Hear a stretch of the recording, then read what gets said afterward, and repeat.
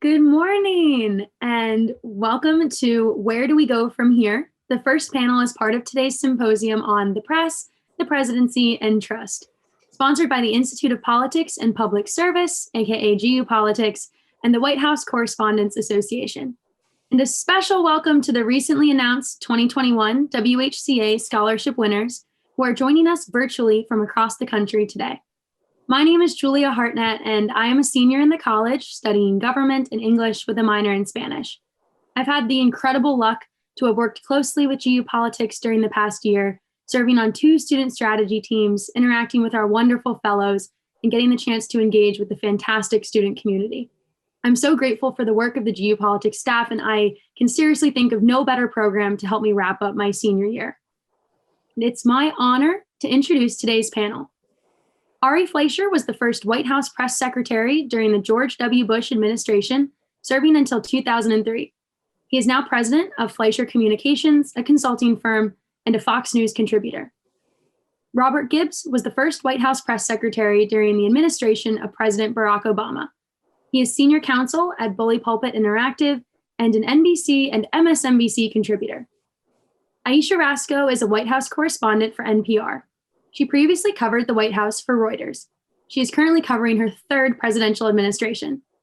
And Julie Pace is the Washington bureau chief for the Associated Press and was recently named an assistant managing editor. She previously served as AP's White House correspondent. And perhaps most importantly, she just wrapped up her time as a GU Politics fellow this semester. The panel will be moderated by Hallie Jackson, senior Washington correspondent for NBC News, the anchor of Hallie Jackson Reports on MSNBC, and the former NBC News chief White House correspondent. Stay engaged with the discussion today on social media by tagging @GU Politics and hashtag GU Politics Forum. For those of you in the Zoom room, you can submit questions using the Q&A button at the bottom of the screen.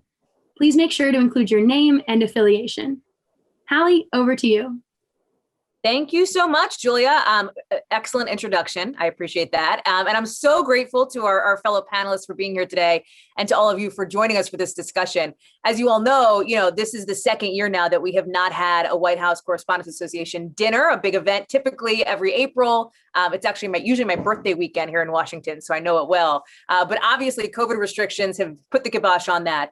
So we're excited to be able to have a conversation sort of more broadly about what it means to be covering Washington right now. The symposium that Georgetown is putting on looks at the press, the presidency, and trust. So those are some of the topics we're going to talk about today with this incredible group of rock stars that we've managed to assemble to talk to you all here. And I'm super excited, Julie and Aisha and Ari and Robert, because you guys all have very different perspectives, I think, on some of this. Because, 2 of you obviously were press secretaries on one side of the podium, 2 of you covered the press on the other side of the podium, but you all did it in sort of different times and at different eras. And so I would love to bring that experience into the conversation.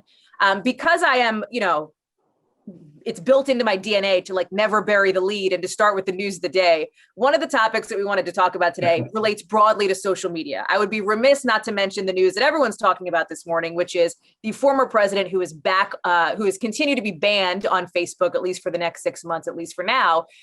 Don't need to get into the nitty gritty of that, but I do want to use that as a jumping off point to how you are all using social media in your roles right now and the way that that's changed. So for example, Ari, we'll start old school, because you didn't have that when you were around. As the press secretary for the former president.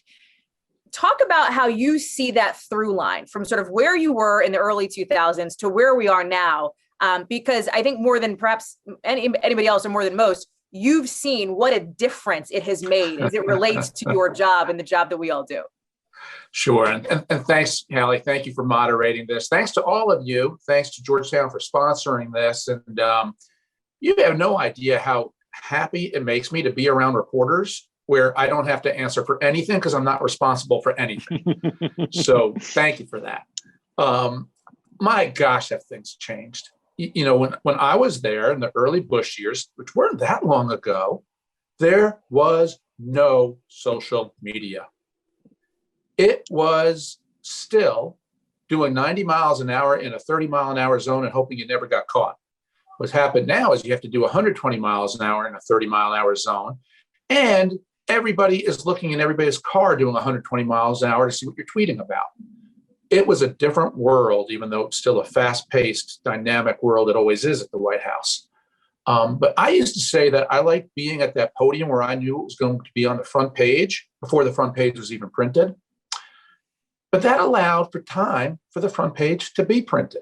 It allowed time for me to say things, reporters to think about it, reporters to bounce it off of other people, reporters to collect ideas about it before they just had to tweet, go on social media, speak to it, or just be inundated by what other people are saying on social media about something that instantly just happened.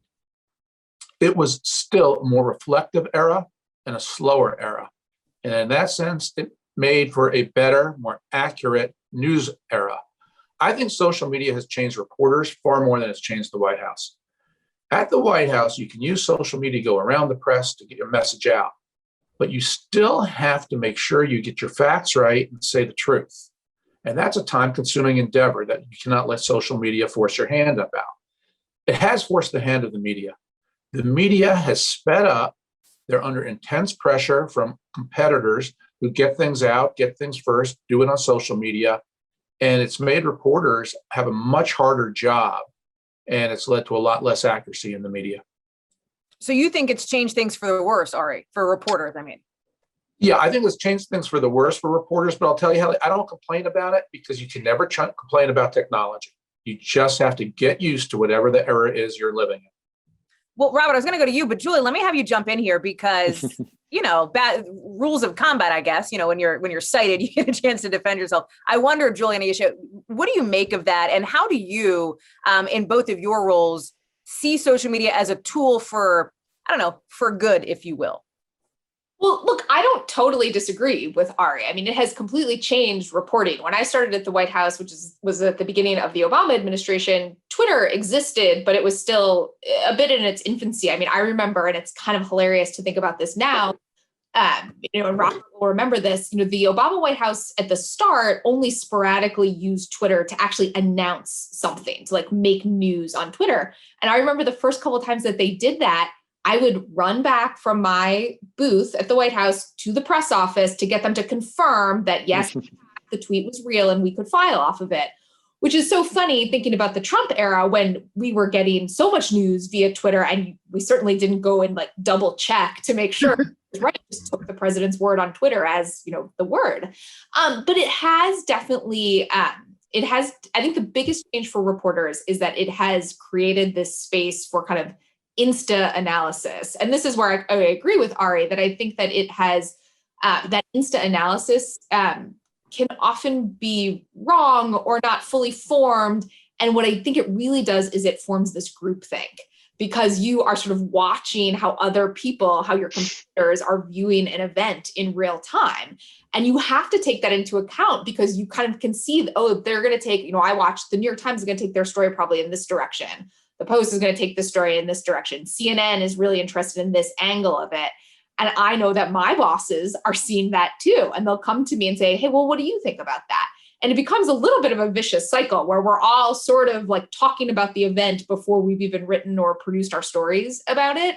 And I would love to get that space back where you could just take a little more time, think about it a little more independently, call a bunch of people, and then form your thought on it on its own. I also deal in reality, and I know that that is not the case anymore, but I would love to be able to try to find a way for us to both incorporate what we're seeing on social media, kind of digest the analysis that we see, but also have the space to do a little bit more of that independently on our own. Aisha, how do you handle that when you're sitting in a briefing, right? Because I mean, we've all been there. Like you have I used to at least, like my phone was in my hands with my notes, on my lap, and you're like, tweeting as the actual briefing is unfolding. How do you manage that? How do you handle that? And what goes through your mind as you're sort of trying to juggle both of these things at once, to Julie's point? Well, I do think I don't want to be the defender of social media because social media is its own animal. I mean, I think that when I'm in a briefing, sometimes what can be helpful that you can get from social media is that you can see facts very quickly, or someone will fact check something very quickly, or someone will say that didn't happen, or someone will point out something, from, tweet an article from a few years back that contradicts what they said at that moment. And then you can go, oh, well, look, it looks like back then you said this. So I think it can be used that way. The way in which I think that social media can be a benefit is because it can give voices to people who wouldn't have necessarily had voices before, and it can raise the level of journalism by holding certain things to account. There are certain things that journalists have fallen back on that they are now challenged on. And I think that's a good thing. I think in some ways, I think it is a good thing to be challenged on some of the tropes that journalists have relied on for a very long time, and to have that feedback to say, well, why are you doing it this way? And so then you have to think about, well, why do we do it this way?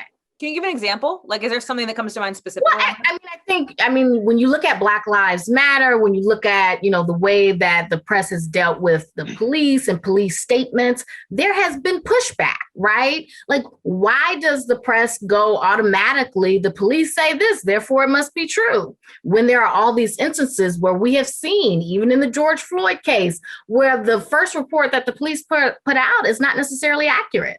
So I think having voices saying, well, why are you taking that just as fact? Why are you repeating that as fact? I think that's a good thing. And I think having to think through those things is a good thing. Haley, can I just, I want to just, because I've thought about this a lot. If social media existed on September 11th, I want to tell you what would have happened. And one's good, one's bad. The bad is, my gosh, I mean, can you imagine if YouTube and all the ways of playing live videos existed, the scenes we would have seen from inside the World Trade Center, the scenes we would have seen unfolding on our phones that you all would have put live on the air.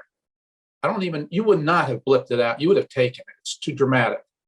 The scenes of people jumping out of the World Trade Center. This is what technology has brought into our palms now, where what happened on September 11th would have been in everybody's living room in such a horribly vivid way. But here's the flip side of that. If there was social media, and of course we all have internet on airplanes now, I think it's likely only one airplane would have been hijacked. Because as soon as the first airplane hit the first tower, everybody on every airplane would have known about it. And as soon as there was any ruckus on the second airplane, third and fourth, I think the passengers would have jumped into instant action because they recognized what happened on the first. And that's why I said you can't roll back technology. We live in the era we live in. It's a fact, and we all have to learn to live with it. But it does change our lives. Interesting point. It's also, Ari, to your point, it's a two-way street. And to what Aisha was saying before, right? It is a two-way communication method. And Robert, I wonder, you were sort of working in the, as Julie said, in the nascent era of the tweets. And I wonder how you tried to use that to your advantage, or if looking back now, you think, we could have maybe taken more advantage of this tool if we had known the things that we know now.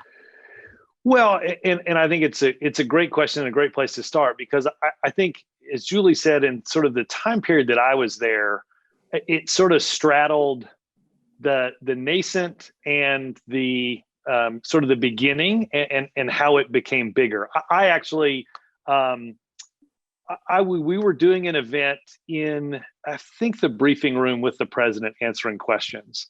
And it was the first time I'd spent a lot of time really interacting with Twitter.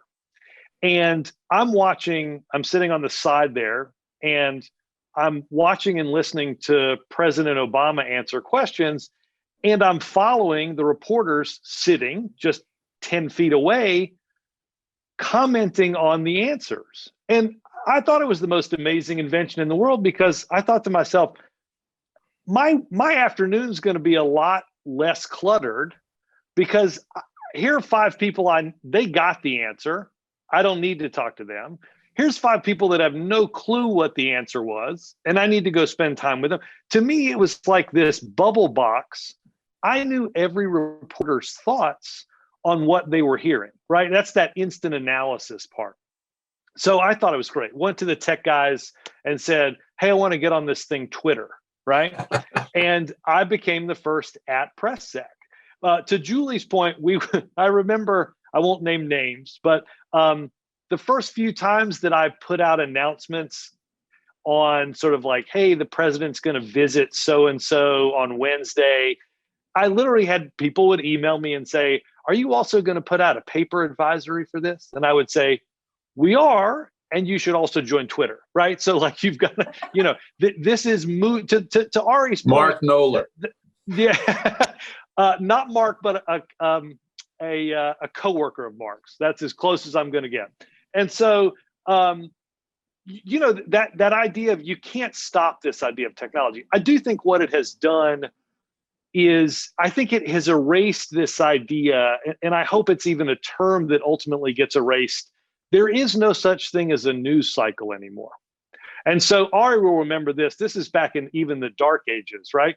On Capitol Hill, I thought the greatest thing that was ever invented before the Twitter bubble box at a press event was as a lowly congressional staffer, I had access to the AP wire on my desktop computer at my desk in Congress. And so every 4 hours, they would post here are the top news stories for 4 p.m. in the United States. Or I was working for a member from Alabama. Here are the top news stories from Alabama. And I conditioned myself to think and look every 4 hours to see what those top stories were. How quaint a world that is, right? That just doesn't exist anymore. So I also think social media has opened it up. I mean, look at somebody like Pete Souza and his ability to show not just the news side, but the personal side, the meeting side of the White House. And I'll be honest with you, we had to coax Pete into the idea of putting more of these pictures out more publicly. The one thing I would say, I do think, and we're grappling with this in real time, I think it would be, the only thing I would disagree with, I think it's a mistake to simply appropriate the challenge to only reporters. We have fabulously good truth manipulators in this country, augmenting the news cycle and our belief structure every single day. Misinformation and disinformation, much like technology, is not soon going to be unwound. And, we see it on almost every story. There's an alternative set, and I don't mean just an alternative set of facts or a disagreement. I mean, there are things that people believe in this country that have no basis in any understanding or fact, because it gets whipped around in an ecosystem whereby none of that is thought about or challenged. It's just read. It started, look, I remember in 2007, Barack Obama wasn't born in America, right? I dealt with that. And I remember reading these clips, and I remember calling the campaign office and saying, hey, do we have the birth certificate? Do we have Barack's birth certificate? Well, we have what Hawaii gives people. And I thought naively, you know what? Would you just put that on the website? And then if anybody emails, just send them to the birth certificate. I mean, how quaint was that, right? How naive was that? And so again, I think there's, I think technology has changed our lives in almost every way for the better, in some ways for the worse, but it has changed the job undoubtedly of media and the covering of the presidency.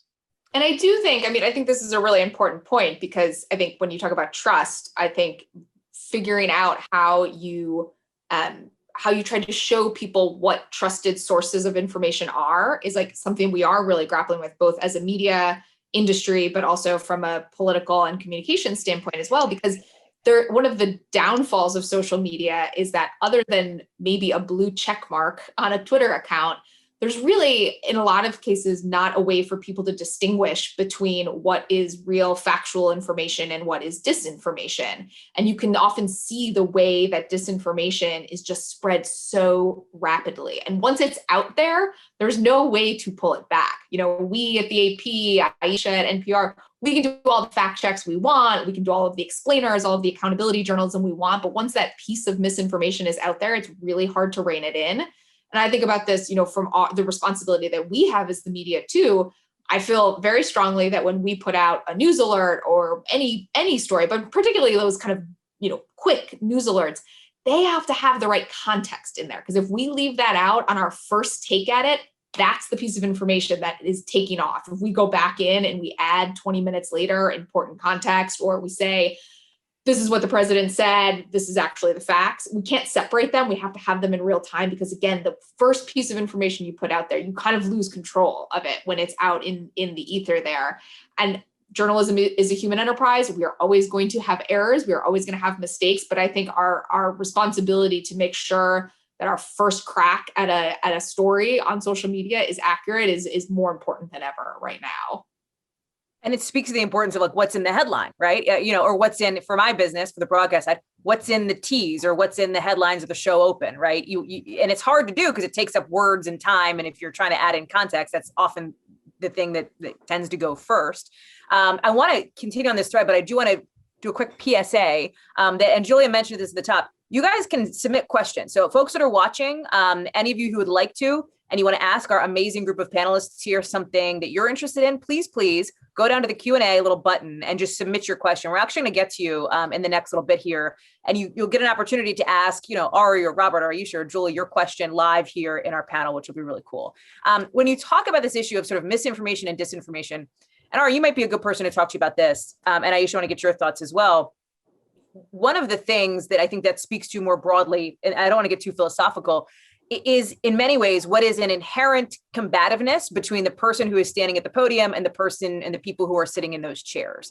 And that has ebbed and flowed, I think is probably fair to say, in various administrations over the past couple of decades here. But that's always been the case. I mean, even dating back to, my one of my former mentors, Tom Brokaw, right? Like it's always been like that.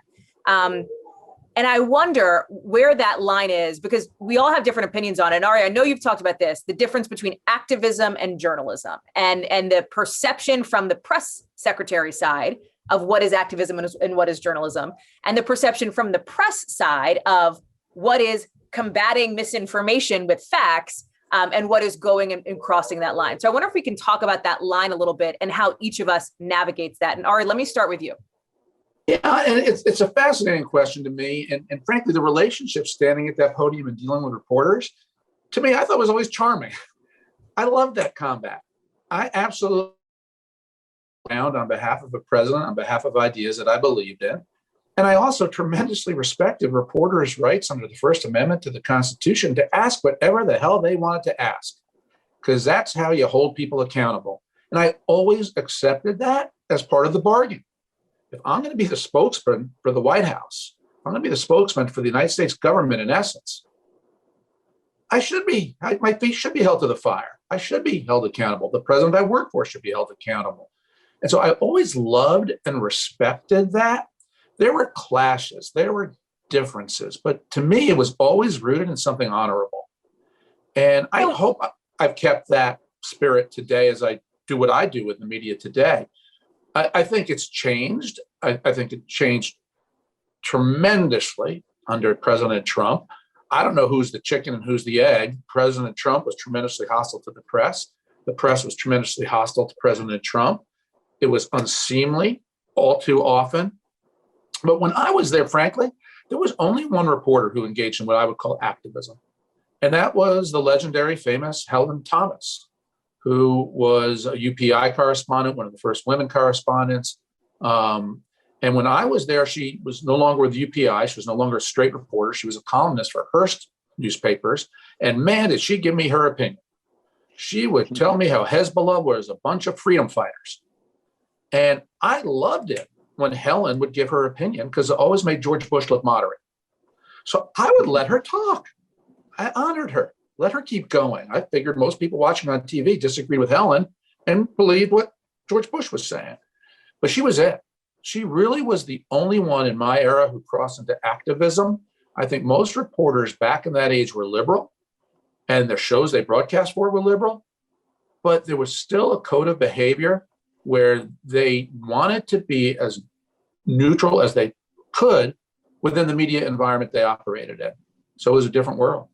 But see, that are what you're talking about. You are starting from a place of good faith, right? You are starting from a foundation of good faith that you accept that the reporters in the room also have a right to their First Amendment questions, and that you appreciated and accepted that challenge. And I wonder, and Aisha, I'd be curious as to your thoughts on this, if you feel like we have moved past that as a press corps and as the the folks and the officials who are in the position of speaking to them, and how you navigate, Aisha, those moments in the room where somebody might get accused of, let's say, as is a common press secretary complaint, showboating, if you will. Oh no, there's never any showboating in the briefing room. None of that. I think that there were definitely points, certainly during the last administration, where you just have to say things got very personal. And it went from a place of asking questions and getting responses to very, very personal, like insults and attacks going back and forth. Like that's just the reality of what was happening. I think the way that I have tried to approach the briefing room when I'm in the briefing room is that I don't approach it as a personal thing. I don't approach it as I'm going to attack the press secretary or whoever. I approach it as I am trying to get information. I'm going to ask you a question. I want to get information that will be helpful to the public to understand what is going on. Now, I may press you on things that do not make sense to me, but I'm not trying to, ask you whether you're a good person or not. I don't care about how you feel about yourself. That's not my goal. I think different people have had different goals, but for me personally, what I can stand on is that when I try to engage with, anyone that I'm engaging with, it's not a personal thing. It's not me trying to get you or back and forth.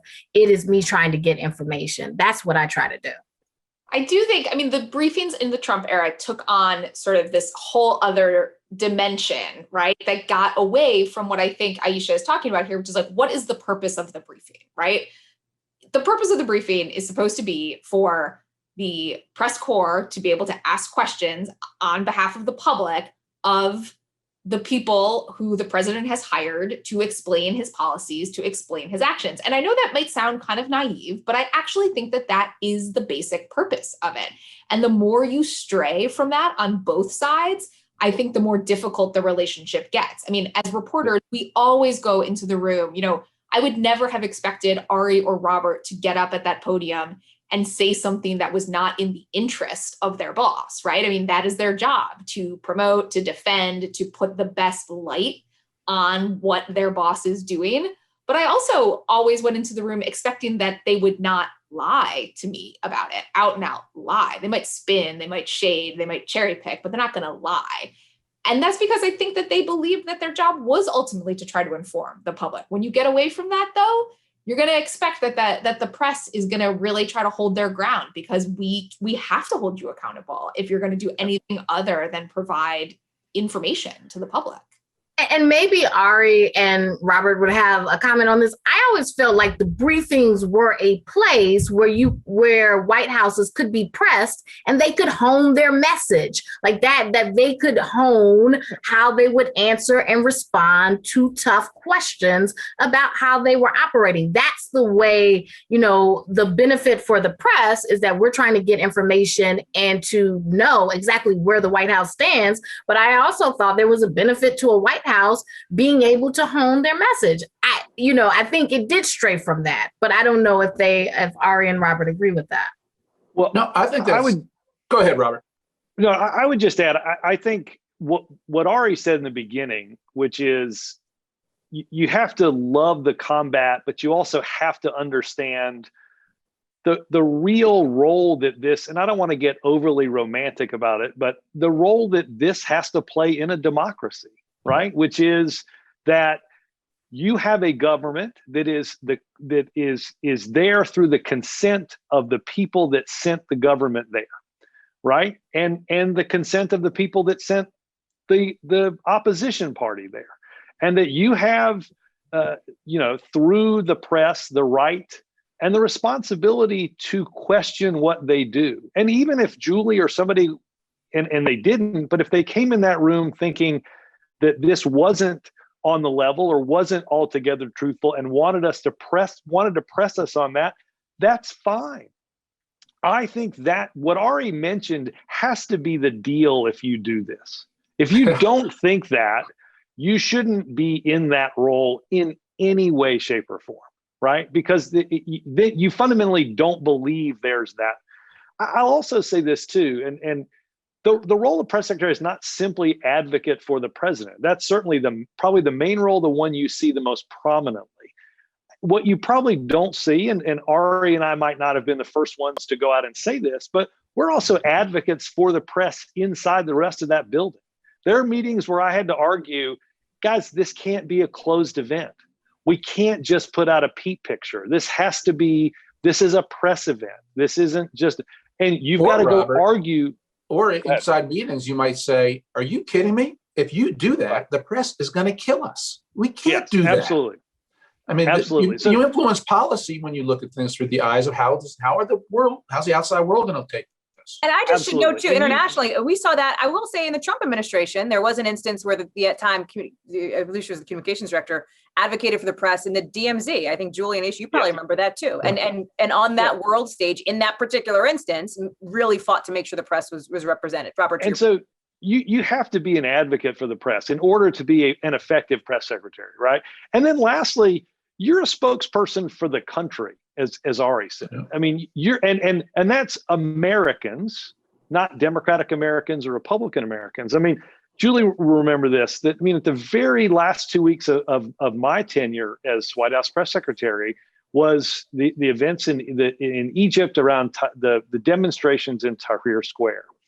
And I was spending, I was very clear that this is my last 2 weeks, and I was going to make sure that I was involved in everything around this, so that when we went out and communicated the seriousness that we were seeing, that we were doing this with the very best information. I spent a lot of time in the Situation Room in those 2 weeks, and I remember that we got intelligence, and then you saw it on TV. The Egyptian military began to move tanks into the streets. And, without getting into the specifics, it was fairly clear what was about to happen, right? You had a sense of what was going to go down. We had a conversation in the Situation Room, and I'll be honest with you, not everybody in government agreed, particularly the State Department, that I was going to go out there and I was going to be very firm on behalf of the government and say, if those military assets are used to crack down on demonstrators in the streets in Cairo and in Tahrir Square, that this is going to directly affect the U.S. approved foreign aid that Egypt gets, I think, $5 billion a year. There are a lot of people that didn't want to do that. We did it. We did it very clearly. I canceled everybody else's briefing across government so that we were the only people that talked. And again, that demonstrated the position of the United States government, not the Barack Obama Democratic government or the George Bush Republican government. So there's lots of different roles that you end up having to play, but fundamentally, you have to believe in that back and forth. And I think the challenge in the previous administration was, and I don't think this about necessarily, I don't get into the personalities of the press secretaries, but the President Trump just simply didn't and doesn't believe in the give and take of those questions. And I think that's what ended up wrecking the briefing room. And again, I don't think fundamentally there was the belief set in that constitutional duty, if you will, of the back and forth.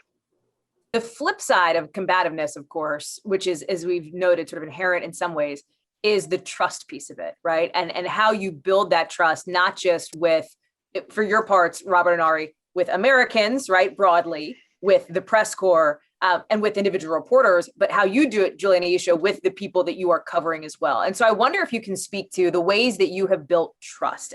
Julie and Aisha, let me kind of go to you guys on this. Like, what are the ways in a new administration when you come into one, or when a new press secretary comes in? Take us behind the scenes a little bit. Pull back the curtain for people who don't get the privilege of getting to walk into upper press or go find people and talk to them in their offices. What do you do? What is that like? How do you develop that kind of relationship? Yeah, no, it's a really good question. I mean, I think I've always thought there are two main things that are really important as a reporter as you're trying to build trust with your sources. The first is to be really upfront about what you're after, right? If you go into someone's office or you meet them for coffee and you are trying to get information for a certain story, to be just really upfront. Hey, I'm working on a story about this. This is what I'd love to explore here. This is a little bit of the approach that I'm taking. You're never going to go so far as to say, and the lead of my story will be this. Hey, here's a copy of my story, right? But you just want to be upfront about what you're after. You don't want to surprise people. And sometimes you'll end up in situations where you'll say, hey, this is what I'm working on this week. And then that changes in the course of the week. And sometimes I'll follow up and say, hey, just so you know, that story is going in a different direction. Do you guys have anything you can help me with on this front? The other thing I think is really important, and we all hate to do it, is to, own it when you make a mistake. If you publish your story and you got something wrong and the press secretary calls you up or your source calls you up and they're like, that is completely wrong, or that's not what we discussed, or, you really left out this key thing. Sometimes you just did and you made a mistake and you've got to own that. Other times they're just trying to represent the anger of their boss maybe, or some frustration about the framing of it. And you definitely shouldn't back off. You have to hold your ground in those moments. But I do think you gain a lot of trust and respect on both sides of this equation when you just own it in those moments where you do make a mistake. Yeah, I agree. I think that it's to me, it's also just show and prove, like being upfront with people. You go, you meet with them, you talk with them. And then for me, my thing that I'm always telling people is like, I'm going to be as fair and as accurate as possible. And I want to give you the chance. Like I'm telling you, like, here's your opportunity for input. Here's what we are being told. Like, tell me your side. I want to hear your side so I can accurately portray it. Like, I'm not saying that you're going to like the story or love the story, but I want to know what you have to say. And I have had, times where people were very hesitant, but over time, as they saw my work and they saw what I did, they ended up saying, you were really fair to us. And, even, during the last administration saying, you were really fair to us. I appreciate that. Like, and that was based not because they loved all the stories, but because at the end of the day, I wasn't trying to, I want to be as fair and accurate as possible. And so I think sometimes it's just, you got to show and prove that that's what you're going to do. And part of that, I got to say, is timing. I mean, to Robert's point about how I agree with you, Robert, the word news cycle, like what is that? It's meaningless. It's somebody who, I work for NBC News on the broadcast side and the cable side, which is just constant, giving somebody 30 seconds to say, I need a comment on this meaty piece, like that's not really that fair. And I've been in instances in my own career where I've had to say, you cannot publish this. I asked for comment 4 minutes ago. Like you have to hold it for another X period of time. Like, because there is an eagerness to get out on a story, but you also have to demonstrate to your sources that like, I am willing to give you an opportunity here for a comment or for a sponsor to help with context, and I will give you a minute to do that and not just try to get out there with it. Well, I think one of the things that's changed, and maybe it is agreeing partly with some of what Ari said at the beginning, I think the presumption now, and I see this in both work in corporate communications, but also in political communication, I think the presumption of truth is not always there. And the example I'd give you is there are times in which, and sometimes Twitter has replaced this, right? You get a lead and you put it on Twitter, right? And then you check.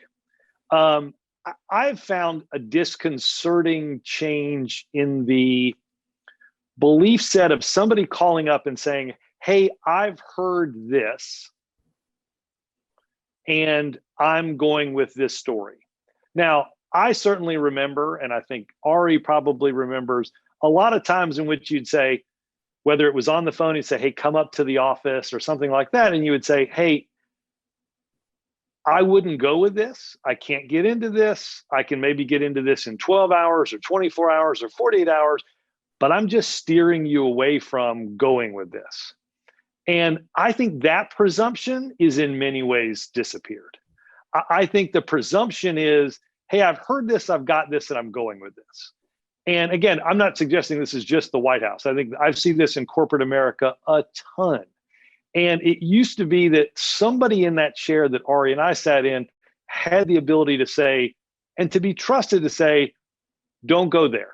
You're going to go there and it's not going to be right, or and I don't know. I think that's a little bit of that's that trust barrier that's disappeared. I will say this too.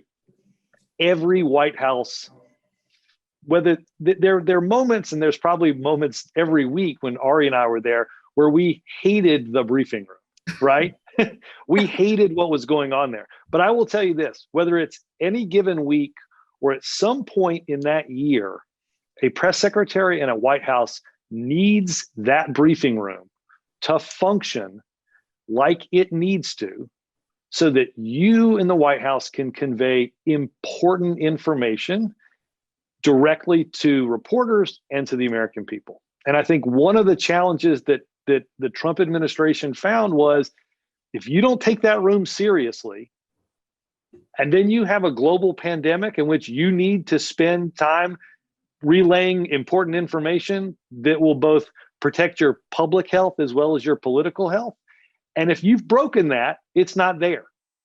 You've got to make sure, whether it's the Gulf oil spill that I dealt with or a terrorist act, you need that room to function. And that requires both the press secretary and the press to make that relationship work in a trustworthy way. So on the topic of relationship, I'm sorry, Ari, go. I want you to answer. And then I also want you to tell me something else, but I'll get to that in a sec. Go ahead. I want to jump in on the question of trust. Yeah. And here I think I'm probably going to be the skunk at this picnic, because trust works in two directions. And the fact of the matter is, the American people no longer trust the press. The American people no longer trust the press. This is according to a Gallup poll, September 2019. Only 41% of the American people trust the press to tell the news fully, fairly, and accurately. That's what Gallup tested. And it's a massive breakdown between the parties.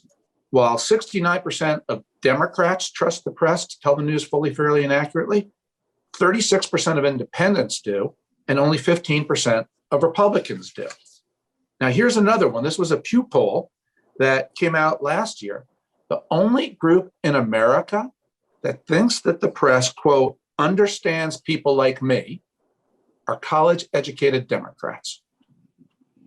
Democrats with just a high school degree do not believe the press understands people like them.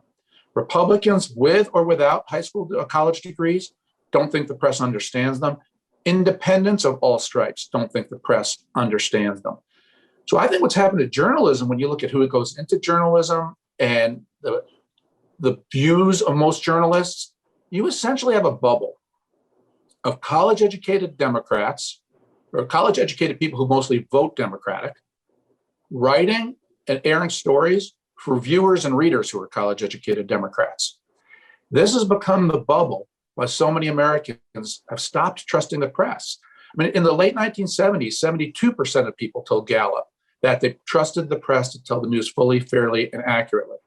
The press has lost its customers. Any other business, when you lose your customers, you say, what are we doing wrong? What do we need to change? I think what's happened in the media is a lot of reporters say, what's wrong with America?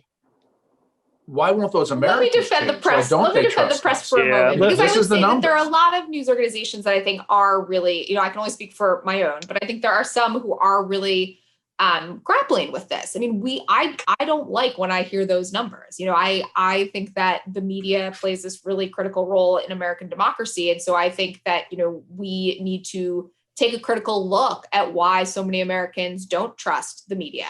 I don't think that means that we should bend when it comes to what are clear facts. When you're in a situation like coming out of the election and there's only one set of facts, which is that Joe Biden won that election and there was no widespread fraud, we need to make that abundantly clear to people. And if that turns off a certain segment of Republicans, then so be it. I'm not going to be able to convince you, if you aren't willing to be convinced in those. But that's not the issue, because these numbers were in place way before January 6th. I do think one of the things that we in Washington need to really do about, are the stories that we're covering out of Washington the stories that are relevant to Americans? Are we spending as much time thinking about, the inside the West Wing, personality feuds as we are thinking about the ways that healthcare is working in America? Are we spending as much time thinking about the repercussions of climate policy as we are thinking about, Marjorie Taylor Greene and how much money she's raising? me, like, that's where we can really rebuild some trust, is to spend a little bit more time thinking about the way that Washington actually influences and impacts people, as opposed to just thinking about kind of the inside the Beltway drama. Well, the other thing I would submit is stop airing stories that have to get retracted. I mean, how many stories, particularly involving collusion and against Trump, got retracted in just last week against Rudy Giuliani? Ari, here's the fundamental, I think, of the Trump years. And again, I believe that I don't know who the chicken and who the egg is, but in local news, there, of course, is that saying, if it bleeds, it leads. I think in national news over the Trump years, you could say that if it was anti-Trump, it got a bump. And so much got put on the air about Trump and collusion that turned out to be wrong and got retracted. Robert, I'm going to let you jump in, and then I got to get to student questions. I'm sorry, Ari, finish your thought. Yeah, so I would do two things. I do think I'm going to agree with some of each and disagree. I would love to see a lot more political reporting that's not based in Washington, right? It is hard to understand what's happening in the election in Wisconsin from Wisconsin Avenue. Okay, go to where the voters are. I loved, and they weren't always, these didn't always pan out. But man, David Broder would go on vacation to Michigan, and he would spend a week knocking on doors and talking to voters, right? And I often will tell people, you work in Washington and I work in America, right? Because there is a disconnect, and there is a lot of stuff that happens in Washington that is missed because it's in Washington. And I railed on this when we were doing healthcare reform. There's a lot more questions about the politics of healthcare reform than on healthcare and how healthcare reform worked. But I will say, just in both deference to the press, but just to the idea of truth. I mean, we've got a significant number of Republicans that don't think Joe Biden was legitimately elected. They believe that because the person that used to hold that office continues to say that. A majority of Republicans in the House rejected the Electoral College count.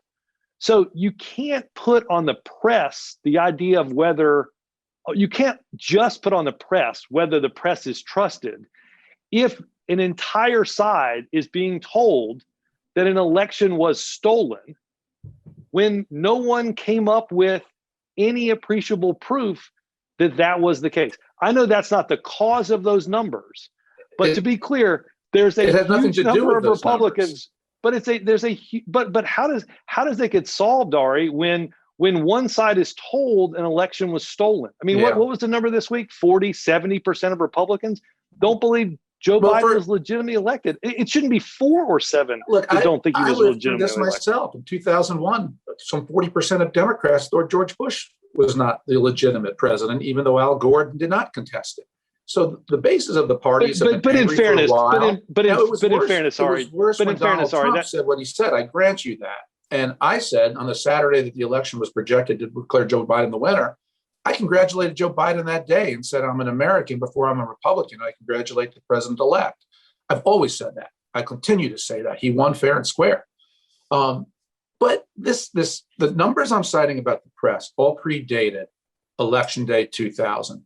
Do not attribute this only to Donald Trump. If you do, you're missing the big picture about the relationship with the people in the press.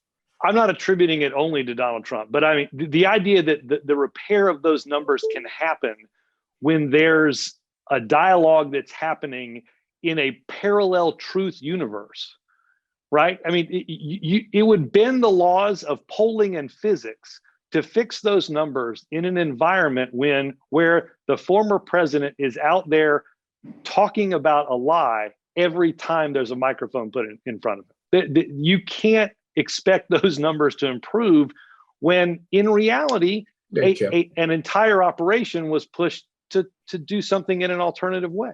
I have to tell you, this discussion is certainly, we could go for probably 3 more hours, Ari and Robert, with the two of you on this one.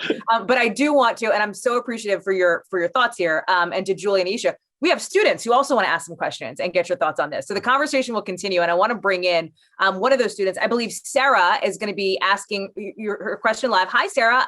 Can you also just direct your question to maybe the 1 or 2 people who you'd like to make sure to get an answer from on that?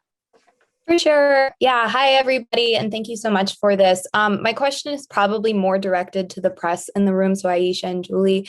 But in the fast-paced environment that Twitter creates, do you think the pressure in the media to be the first to report something allows for more mistakes to kind of slip through the cracks compared to the pre-social media era? If so, is there a remedy? Yeah, I mean, I think that there is a pressure to be fast and to get things out. There are news outlets, Julie and I can attest to, that have always had a pressure to be fast, because I was a wire service back in the day, and AP is a wire service, so we were there. There were outlets that were, getting out, the news out very fast. I think that is an issue, right? That's if something goes out, then people rush to match it, and then you have issues come from that. So I do believe that could be an issue. I also think that it's just general. You have this environment with social media where things that aren't even put out by a news agency or by a legitimate source can get all of this traction by someone just saying it. And then it just goes around and develops this world of its own. So that is also the world that we live in, that people are talking about, and that we've talked about today. I do want to say just quickly, when it comes to trust, and when you think about the issue of trust, is that when we look at the people not trusting the press, we also have to be careful that we're not just thinking about it from a Republican Democrat framework. There are many communities that have not trusted the press for a very long time because of the way that they have been portrayed, the way people parachute in and parachute out, and they do not feel like they are accurately reflected in the press. So if this media is going to address trust, you have to address those breakdowns with individual communities that have never felt represented by the press. And that is a very real thing that has to be dealt with. I think that's such a good point, Aisha. Let me just add quickly, Sarah, to your question. Yes, I do think that this is an issue with everybody feeling kind of pressure to put news out on social media. Nothing drives me more crazy than watching one of my reporters break a story on Twitter as opposed to breaking it through the world's largest news organization, where I'm like, there's a much bigger platform over here than on your Twitter account where you've got 7,000 followers. I think sometimes we have to all recognize that also we're sort of speaking to each other on Twitter. And so there's a little bit of that, feeling like I have to prove to my competitors that I also know this, which really separates us from our audience. And I think that is a crucial part of this, of rebuilding some of this trust, is to really remember that our audience is largely not on Twitter. That's not where they live. That's not where they get their information. Such a good point. Sarah, thank you so much for your question. I appreciate it. Our next student who is joining us is Madison. And I know you have a question for some of our panelists as well. Good morning. Hi, everyone. So I'm taking a class on misinformation this semester. So this discussion about how sometimes correcting misinformation can actually perpetuate the spread of it, and people will only take the false information and not the truth. So mostly for the reporters, how do you choose which pieces of misinformation to report on to correct and say that it's false? And then do you ever feel that sometimes when you do that, you are perpetuating the problem and spreading more potential misinformation than spreading the truth? We had this discussion, I mean, we still do, but we had this discussion so often during the Trump administration, which was, when something was flying around that was clearly inaccurate, what was our responsibility, and in what moments did we actually help propel that information further by jumping in and doing a fact check or an explainer? We kind of just had to get over that, to be honest. I think that, our job is not to try to figure out, what is the perfect balance between, when we come down on the side of the facts and when we don't. Like, if there's something that is clearly factual that is being misinterpreted or spun, then I think that is the essence of our job. I do think what's really, really crucial in those moments is to do it, and I use this phrase a lot, in our newsroom, to do it in a really dispassionate way.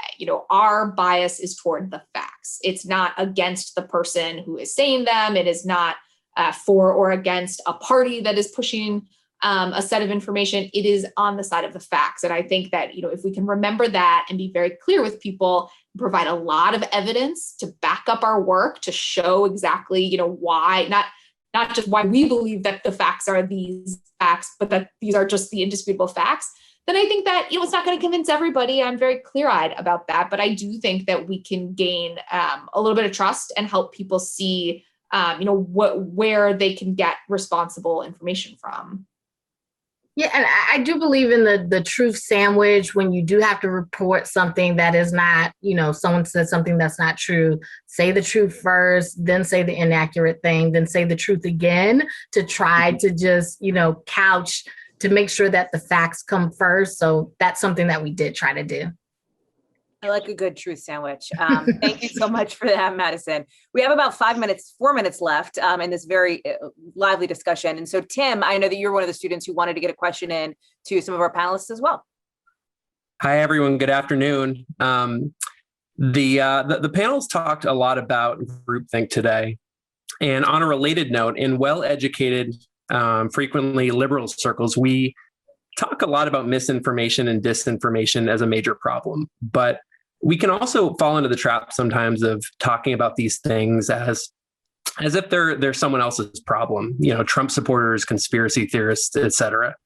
So what are some examples of misinformation or disinformation that have permeated more well-educated circles? And if we can't think of one, is that actually indicative of a problem? This question is for the press, but also especially for Mr. Gibbs, following the discussion before with Ari. Let me start by giving you an example, and I think we're living this in real time. And that is, we've got, and there's been a couple of articles in this recently in the last 24 hours where you've got real factual information from the CDC about masking and outside, and sort of once you get vaccinated, how you can return to a normalcy of life in where these very liberal places are continuing to have mask mandates outside, continuing to have, so there is a, there's a, I don't know if that's classic misinformation or disinformation. It's probably not disinformation, but it is becoming, in a sense, you're mistrusting the idea of what the Centers for Disease Control are telling you are an operable way of acting. And so, I don't think this is exclusive to, I'm not going to say this is exclusive to Trump conspiracy theorists. I think the danger of misinformation or disinformation is anybody can fall in that trap. Anybody can perpetuate it. Anybody can hit forward on an email or retweet something that isn't true.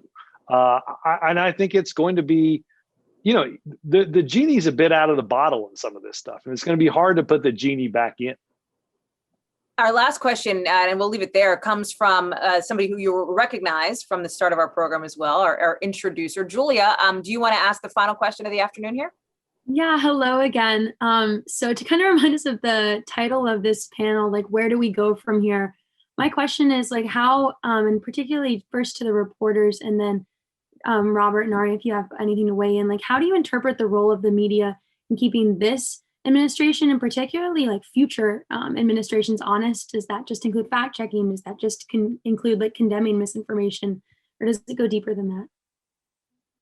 I think it includes all of that. Yeah, I think it includes all of that. Fact checking, holding officials accountable.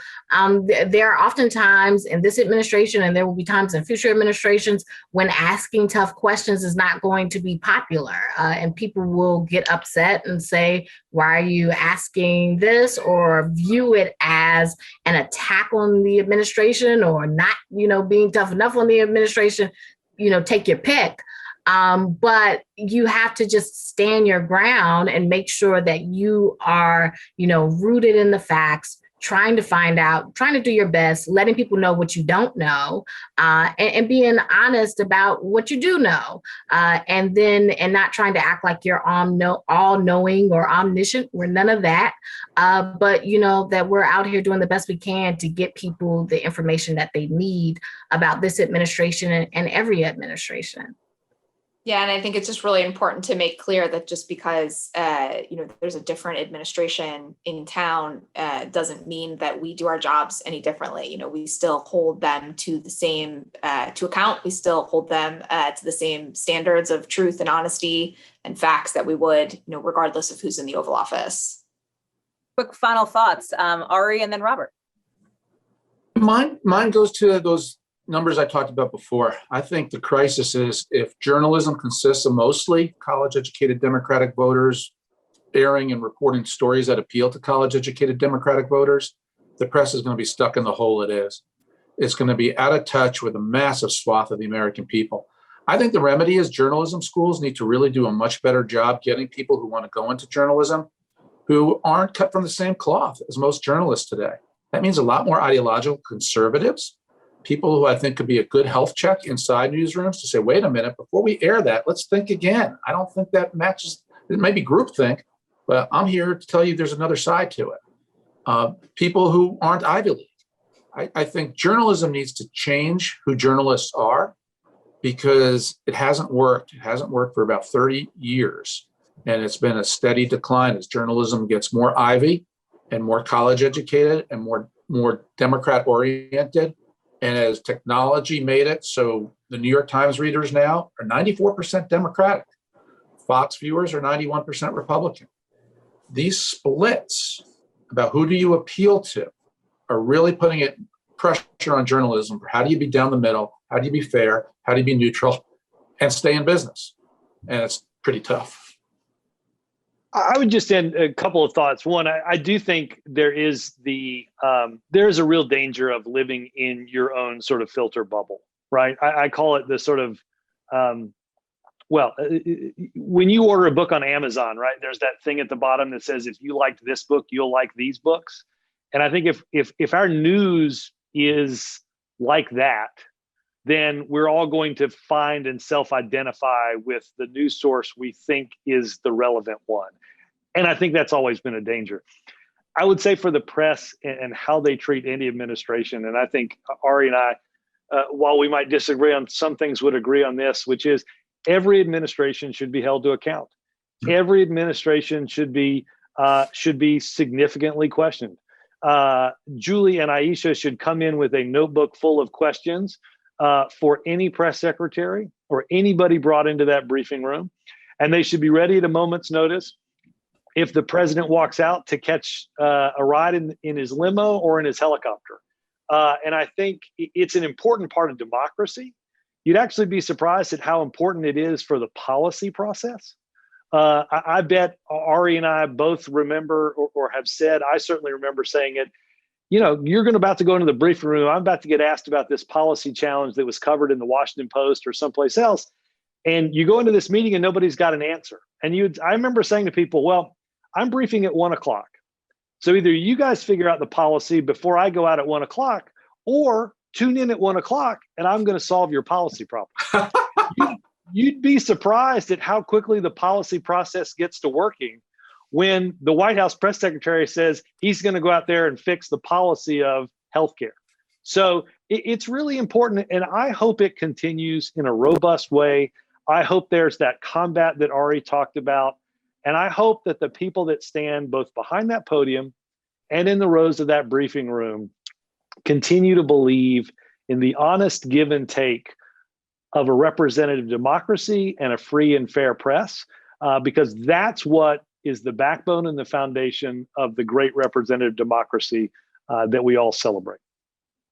Robert and Ari and Julie and Aisha, thank you so much for this last hour. One of my favorite hours of the day. Don't tell my MSNBC show. This was really enjoyable, and we're so glad to have all the students with us and asking questions as well. This is just the beginning for folks watching. Go grab a quick lunch. Our next panel for the symposium today, hosted by Georgetown, is at 1, and then the final one will be at 4 p.m. along with the White House Correspondents Association. We are grateful to our panelists. Thank you. To our viewers, thank you. And we'll see you in a little bit.